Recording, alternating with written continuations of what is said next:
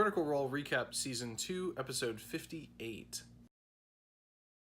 Last week, the Mighty Nein had an audience with the Bright Queen where they gave up the dodecahedron in order to avoid being imprisoned or executed because of their obvious link to the Empire. And so they now have a powerful ally in the dynasty, and they were given little golden medallions that indicated they were in the favor of the Bright Queen, and that would allow them to get safe passage through pretty much anywhere in the Kryn dynasty, and also give them bargaining chips in order to pretty much just strong arm their way through just about any conversation, because of the fact that it proves that they have the Queen's favor, and it kind of gives a lot of weight to anything that they say. So this week we picked up with them waking up in the inn after having their conversations with the Bright Queen and deciding to basically go on a shopping spree.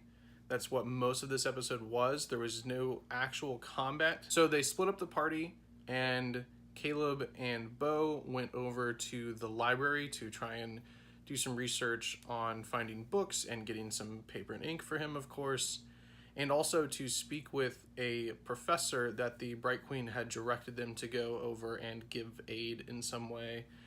And then the rest of the crew went off and did some other kind of random shopping stuff, like picking up food and supplies, and they got some more health potions, and they picked up some more diamonds for their resurrection spells, and they got some clothes and shoes for Knott's husband, since he's been walking around in rags that he's worn for the past few months in a jail cell. Meanwhile, Caleb and Bo did manage to meet up with this professor, whom they got entry to by flashing their coins, and the professor immediately showed interest in them, as far as just the fact that it's two humans in this city where there are basically no humans, and the fact that they were children of the Empire and seemed to be defecting. So she was just curious about them in general and kind of gave them a once-over and talked to them. And then she told them about how she's working on war machines that they intend to use against the Empire, and they've recently had an issue at one of their mines where she gets a lot of her raw materials, and they're building something for her there where some giants have come down from the mountains and attacked the workers. She asked the Mighty Nein if they would please go kill off these giants for her in order so that she could get back to work. As a reward, she offered them 8,650 gold worth of assorted gems, or their choice of 2 of these 4 magical items that she showed to them. One of them was a broken sword that just had some sort of faint magical thing, which we have a lot of broken swords this season for some reason. Another was a cloak that seems it gives you some armor protection, and then also can be used to like frighten people in some way. Another was a staff, a withering staff that can be used to deal extra necrotic damage. And then there was a ring of evasion that was offered to them.